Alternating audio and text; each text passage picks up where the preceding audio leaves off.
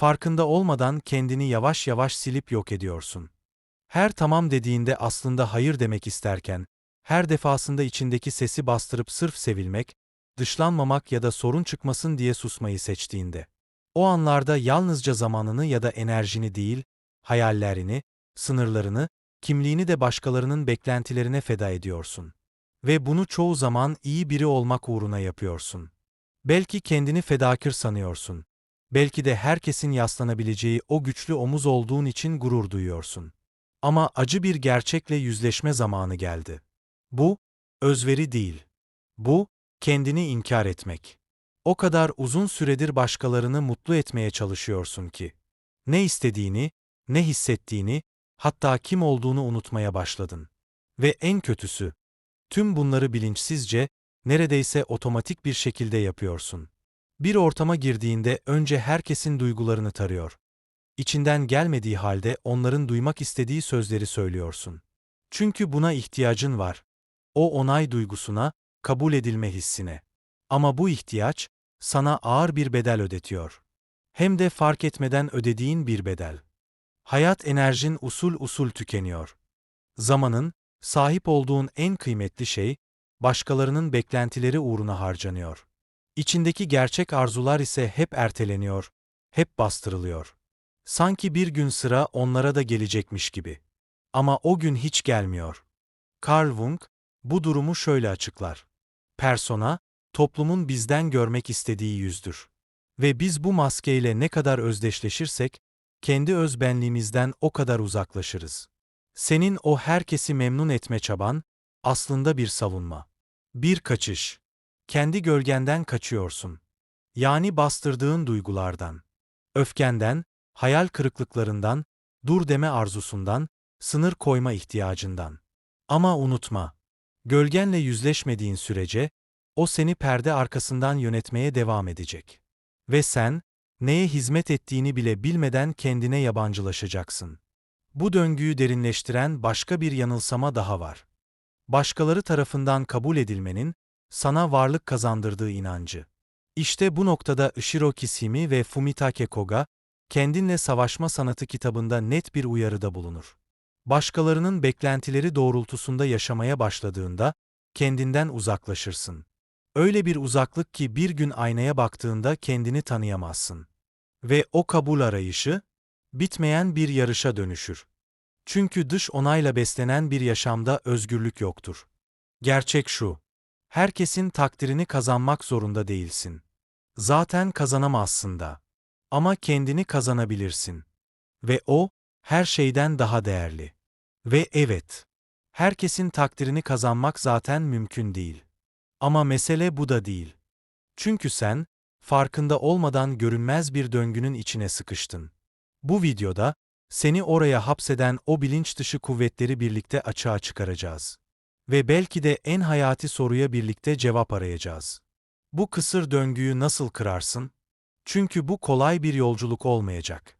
Bireyleşmek, yani sahiden kim olduğunu keşfetmek. Bir maskeyi çıkarmaktan ibaret değil. Bu, bastırılmış korkularınla, yıllarca susturduğun duygularla ve yüzleşmekten kaçındığın o karanlık gerçekle karşı karşıya gelmek demek.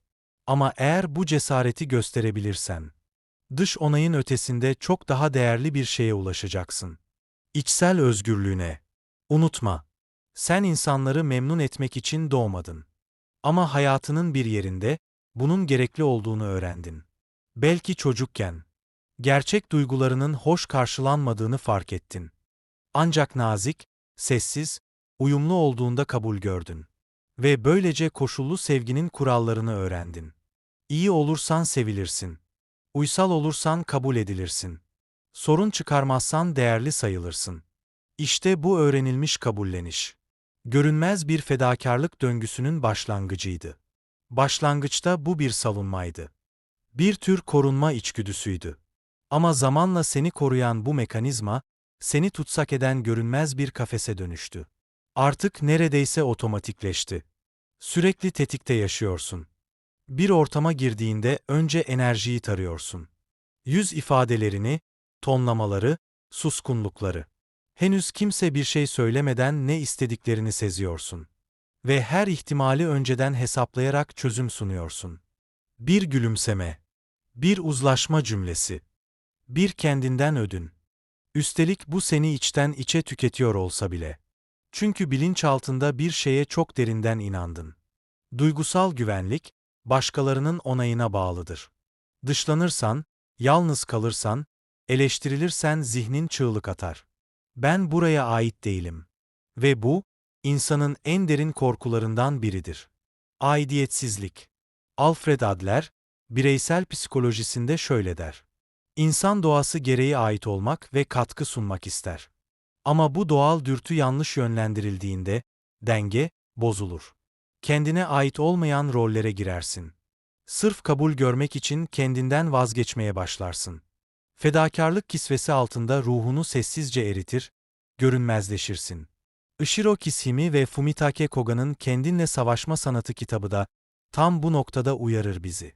Başkalarının beklentilerini karşılayarak yaşamaya başladığında, özgürlüğünden vazgeçmiş olursun.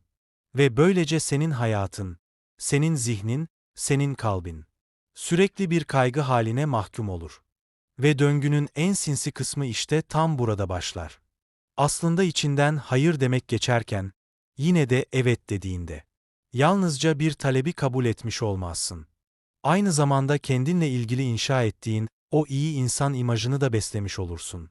Hep ulaşılabilir, hep yardımsever, hep anlayışlı biri. Ne kadar çok bu imajı pekiştirirsen, insanlar da senden bunu o kadar çok beklemeye başlar. Ve en tehlikelisi, bir gün sınır koymaya kalktığında, yalnızca başkalarının senden beklediği şeyi değil, kendi yarattığın kimliği de ihlal etmiş olursun.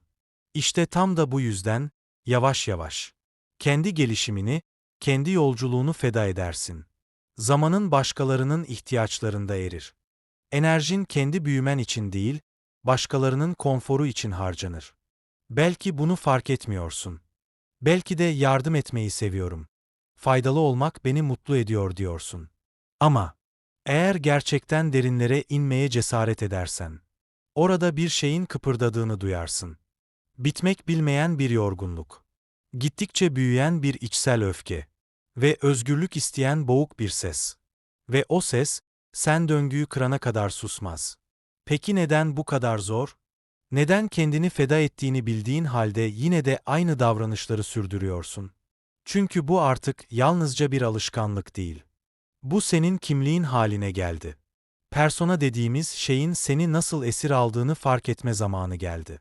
Carl Jung'un dediği gibi, persona, toplumun bizden görmek istediği yüz. Ve biz, kabul görmek için bu maskeyi takarız. Ama zamanla bu maske yüzümüze yapışır. Kendimizi o kadar çok onunla özdeşleştiririz ki, ne hissettiğimizi, ne istediğimizi, hatta kim olduğumuzu unutmaya başlarız.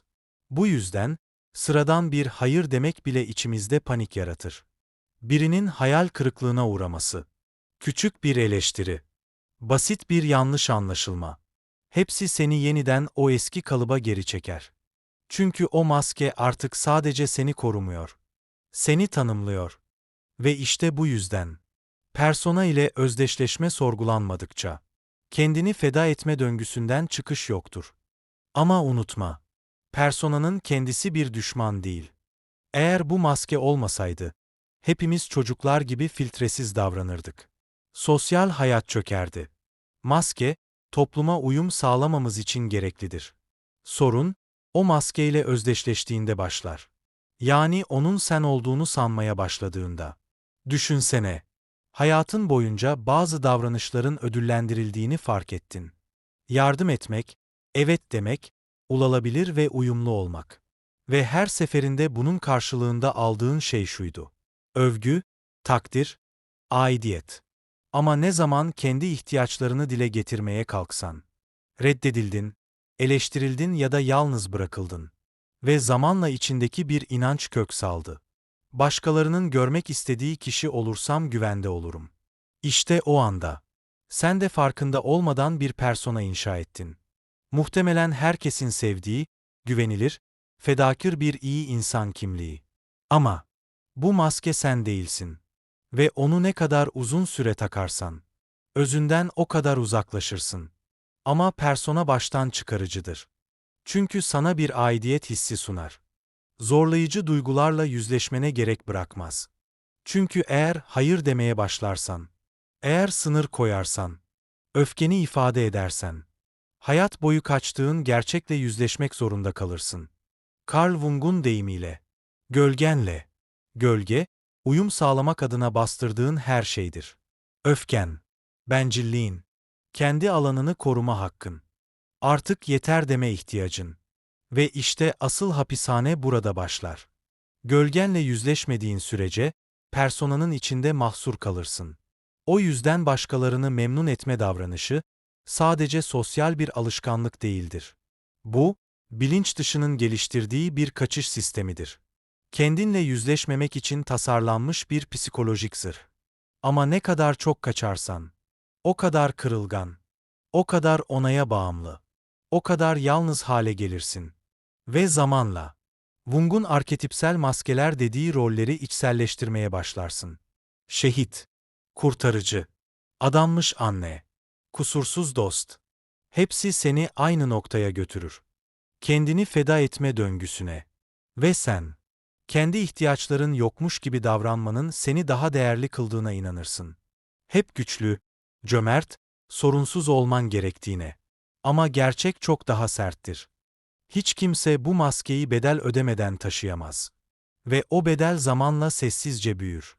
Aşırı bir yorgunluk hissi, bitmek bilmeyen kaygılar, içten içe büyüyen öfke, donuklaşan duygular ve derin, tarif edilemeyen bir boşluk. Bunlar, personanın boğduğu ruhun sessiz çığlıklarıdır. Bu dinamiği fark etmediğin sürece döngü hep aynı kalır. Kendine öncelik vermeye karar verirsin. Daha cesur olmaya çalışırsın.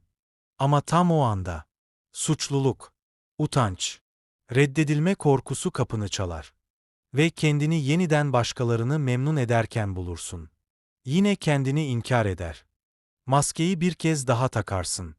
Bu yüzden, gerçek dönüşüm, sadece davranışlarını değiştirmek değil, personanın ötesine geçmek demektir. Ve onun arkasında gizlenen asıl şeyi görmek. Gölgeyi. Şimdi, maskeyi fark etmeye başladın. Artık onu yüzünde tutan kuvveti anlama zamanı. O güç nedir biliyor musun? Sosyal kabul görmeye duyulan, bilinç dışı bir arzu. Belki sen bunu, başkalarıyla uyum içinde olmayı seviyorum. Ya da, insan ilişkileri benim için önemli, diye açıklıyorsun. Ama gerçek bundan çok daha derin. Ve çok daha karanlık. Çünkü bu arzu ne rasyoneldir, ne de senin mantığınla ilgilidir.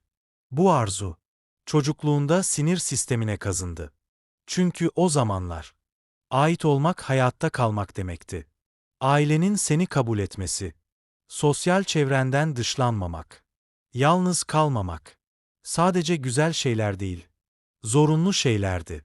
Reddedilmek, terk edilmek, yalnız bırakılmak. Zihnin bunları tehlike olarak kodladı. Ve sen, farkında bile olmadan bir hayatta kalma stratejisi geliştirdin. Belki sevgi dolu bir ailede büyüdün. Ama bu davranış kalıbını, çevrendeki bir figürden, bir ebeveyn, bir öğretmen, bir otorite, almış olman da mümkün.